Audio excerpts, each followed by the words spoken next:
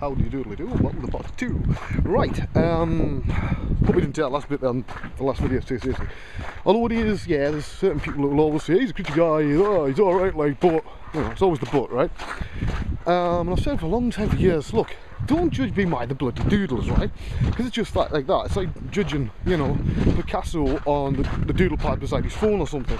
I'm not saying I'm Picasso, but you know what I mean.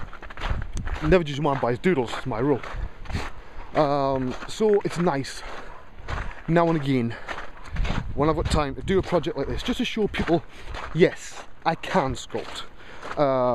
Unfortunately I have 2 kids, unfortunately from art, not unfortunately in life, because I love the kids, which means that I often don't have the time to do a long, you know, project like a lot of other people do.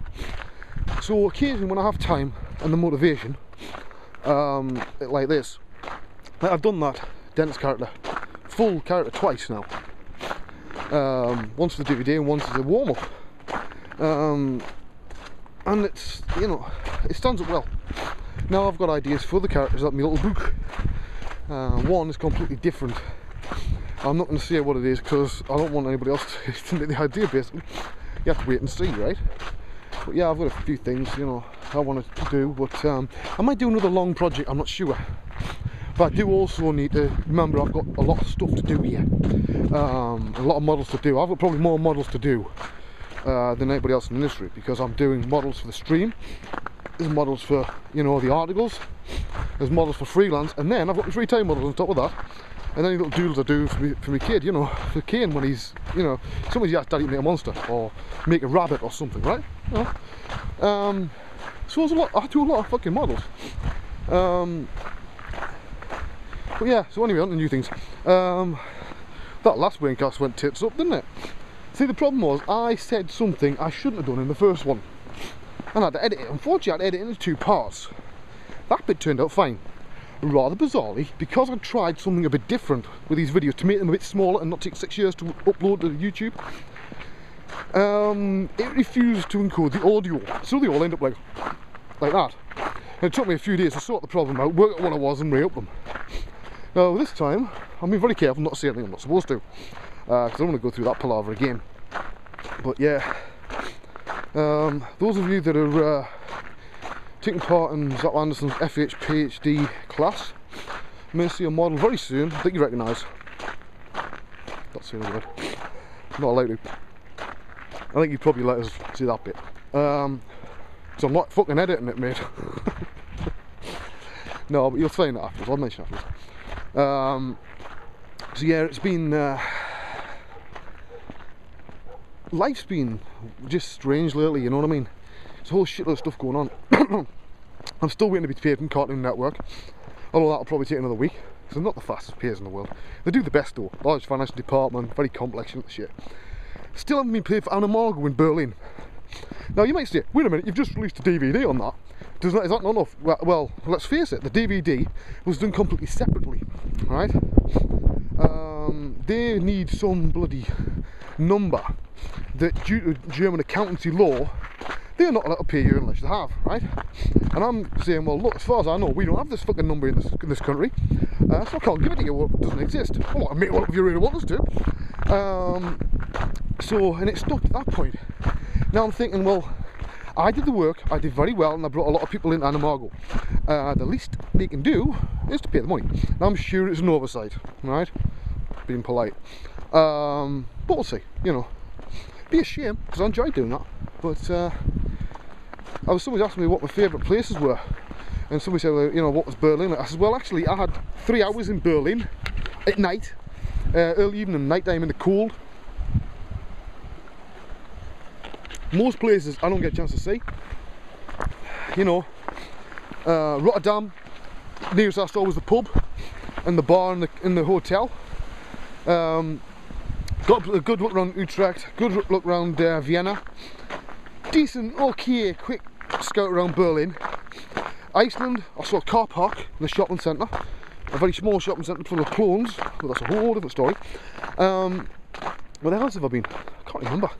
But anywhere else I haven't really seen. But my favourite places, to be honest, I like Utrecht because it's not touristy, right?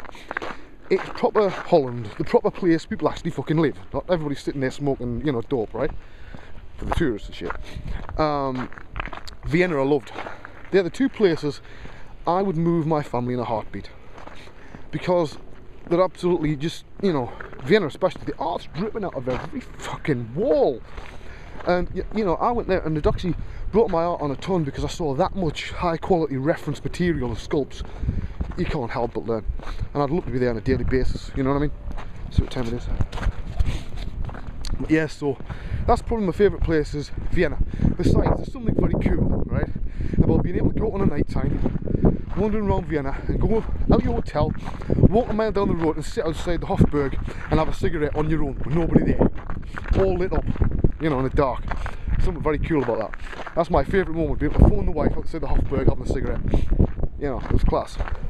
Yeah, I set the alarms off in the Hofburg twice and nearly got arrested. But we've told that story before. I have not, you know what I mean? I won't take photographs. But yeah, so it's last year was interesting. I'm not sure what's going to happen this year. Last year, this is making sure I didn't hit the button. I was rushed off my feet with events, and I did quite a lot of them. Not all of them. So I don't know how many of those events are going to want to have somebody different this year, purely because they had me last year. They don't want me a second year. Now I know I'll still do an Utrecht, the end user event this year. I've been booked in since last year, right? I was booked in from the moment I walked out the room, to be honest with you. So I'm doing that for Jupe, or Jupe as it is. I always pronounce that wrong. You kill me, you know.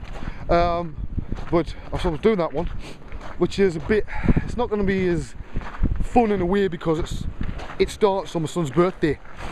And normally my rule is not to go away on his birthday, but see, I got the end user event did me a lot of good last year.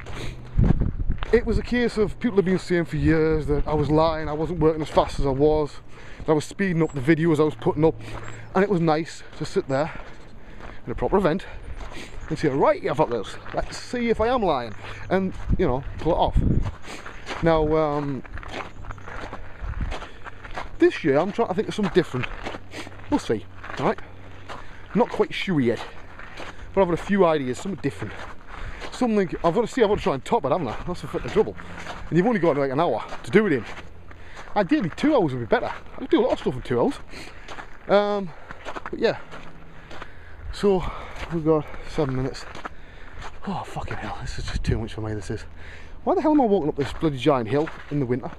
I should have went the short way. But, so, this is sort of my winter walk, really. I haven't done one this year.